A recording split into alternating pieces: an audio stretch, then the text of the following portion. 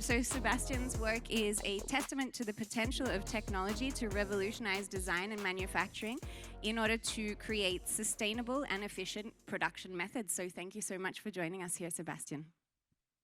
Thanks for having me. Yes, I'm Sebastian from the first year of MREC, and my topic is cybercrafting microfactories. So it all started or ended here with this picture. It was, I think Mathilde was just saying my name, and I was just getting the hand of my daughter and just running into the front to Alex and Alo, because I was the very first who got his diploma in the very first year of MREC. So at least I wanted to be the first, so that's why I was running. Oh. So now I had the Master of Robotics in my pockets, went back to Germany, and as this is a postgraduate master, I was not able to go in the direction of becoming a professor or something like that, to teach design students.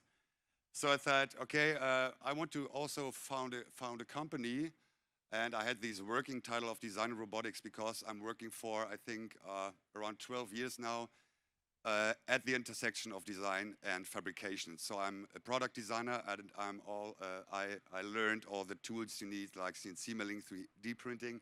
And I worked in the movie industry, and this was very necessary to know both directions.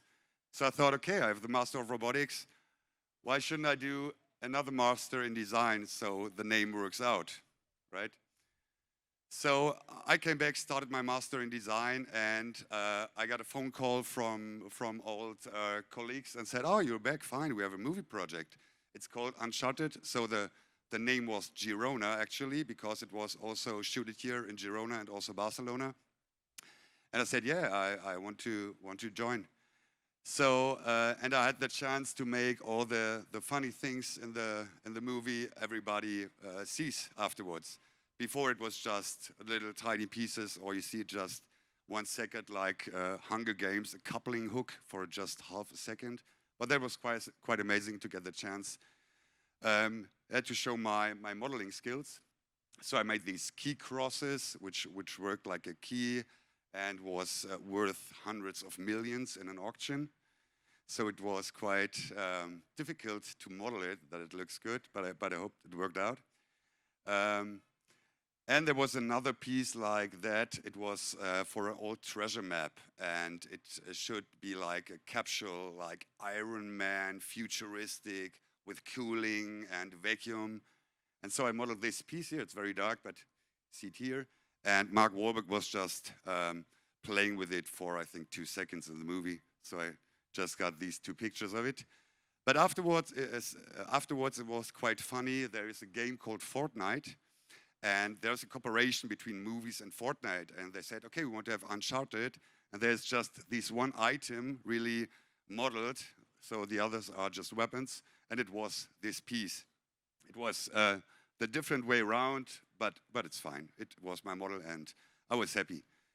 So, and there was this light sculpture. It was like a big chandelier, and I always had to go to the production designer to show how it looks like. And I said, okay, I will make it completely parametric, because the production designer has no time at all. So I made it parametric just by 1 dot moving. The whole construction is made, and it was quite good that I made it like that, because we speeded up the whole process. So this was the light sculpture, and it worked well. So I could take use of my grasshopper skills I learned at IAC. So that's a connection. And meanwhile, I was also making my master and writing a business plan to actually found my business called Design+Robotics. And my business was research and development and service for individual production. So I got this EFRA funding, was very happy to get it, and they supported me for all my invests for making a regional development. So, and then I had to look for a workshop. So, and I found something close to Potsdam, where I live, close to Berlin again, and it was completely empty, and I had to start from nothing. And I tried to do all on my own, all the basement, all the fundament for the robot. And it was hard work, but after a while I had an office and also a cell. And yeah, I was making myself a big gift to Christmas 2021. My first own robot called Matteo, so mate number 0. And yeah, and then I finished my master with my robot. And I was doing incremental sheet forming with a nice material called Vulcan fiber. I don't know if you know that material. It's very old. It's one of the 3 first plastics in the world. And it's completely based on paper, on celluloid. So, and it's very rigid, very, very hard material. And yeah, I wanted to test if incremental sheet forming will work. So I tested it, but it came out that it was ripping off. So the only thing I was able to do was this kind of plate. But it was good because I had the possibility to test this manufacturing technique. And even if I fail, it was nice to have this process to say, okay, this was not the right direction, but maybe another. But I still had this material and I made a product design course. Okay, where do I have to put this? In which direction? Here? Where's the computer? I don't know, just in the air. And I made a product design course, inviting all the product design students. I said, here is the material, it's paper, it's one of the best plastics in the world, just do something with it. And they came out to make such nice products like bike saddles, skateboard rolls, skateboards, and also prosthetics. And I also went on with incremental sheet forming, but not for the big industry, automotive or something like that, more like for handcrafters and also for artists.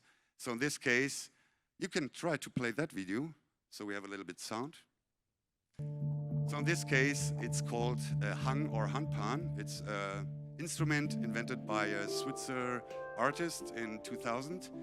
And it's totally handcrafted. And it's super expensive, like up to 6,000 euros. And all the artists say, oh no, I don't want to work with a robot, it's handcrafted. You need the human skills and the human ear. But they take an iPhone to check if the notes are right. So I said, okay, come on, then we can take a robot to make all the hard work. Is it possible to play it? Okay. So, and these artists saw my research in this and said, oh, hey, I'm an artist, I'm building handpans, I'm interested in robotics. And I said, okay, I made this product. Do we want to do it together? So we are still working on that, but he is more open-minded than the rest.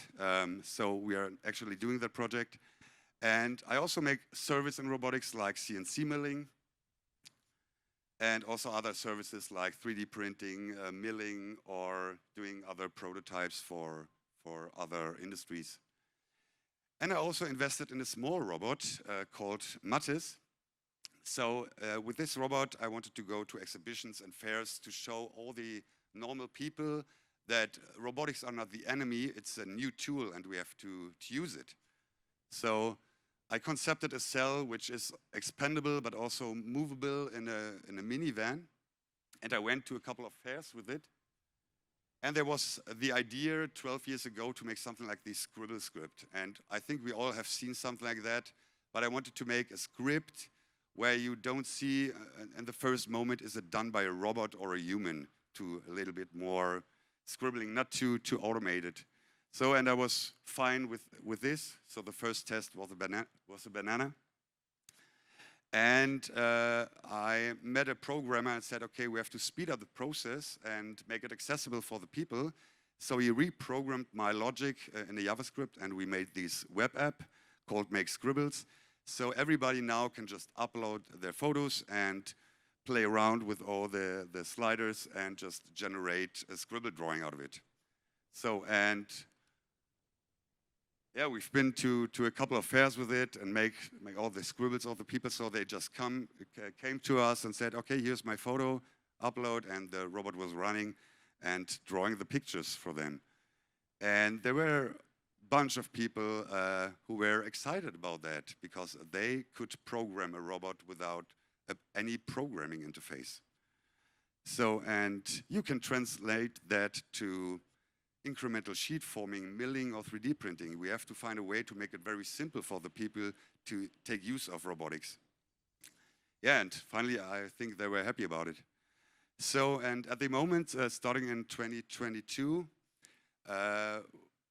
me and Professor Bali from the OTH Regensburg, we founded CyberCraft. And CyberCraft, in the end, is just the fusion of handcraft and digital craft. So we don't just want to make digital craft, we're also handcrafters. And we have all these manufacturers who think that robotics are the enemy. So we have to enable them to take use of them, and that's why we want to fuse both together. And for that, we make a research project now for 4 years, funded by the Bavarian state, to create a master in cybercraft. And as well, we founded an institute where we want to support initiatives which tackle robotics and also new design techniques. So, and this is my latest robot called Mattea, and she's able to 3D print bioplastic or CO2 negative plastic. And in the combination of Matteo, I'm finally able to make hybrid manufacturing. And I'm still building this setup. I hope it will be done, I think, next month. And I just made another research project with the students of the University of Applied Science in Potsdam, which is called Urban Parasites. I just told the students, oh, come, you don't have any limitations. We have this big setup. Don't think about sustainability because we have plastic, which is pretty nice because it's CO2 negative or bio or recycled. And find some cities where we want to reactivate the urban space by nice furnitures. So, and we also wanted to take AI for the design process, to not say, oh, I'm the designer, I'm afraid of the AI, killing my job. No, use it as a tool again. So they're playing around with AI now, getting first ideas. So like all this, and also using plastic just for the foam work of maybe concrete. So in the end, I went to IAC and before I was in the movie studio, and this sentence was written on the walls for, I think, 50, 60 years now. Translated, it means something like, colleague, always think when you work on your 5 years plan. So what is your work for? Don't just work, have a plan in mind and go for it. So I went to IAC, and finally I've got the possibility to test the idea I had in the movie industry, because I wanted to make hybrid manufacturing. And in the movie industry, I was just milling styrofoam, which is not super nice. Yeah, and finally I'm here in my workshop, just setting up the new robotic setup, and let's see where I'm in 5 years from now. So imagine when we can integrate design, robotics in the design process to help designers for the iteration process, but also for the education. Just have in mind, we lose more and more manufacturing techniques. So what if we archive them and enable young students with AR or VR, with a projection on clay maybe for a sculpt, to just learn it again from old masters? Or maybe for the fabrication process, that every woodworker or metal guy is working with robotics and yeah, it's doing great futuristic stuff. So in the end, I'm dreaming of this cybercrafting network, which means all the manufacturers around the world will take use of computational design, AI, and also robotic fabrication. And we will be all connected via internet, sharing knowledge, software, but we produce regional with regional resources. And I think that would be a good way against the mass industry we are living now in. So let's see where we go to. Thanks.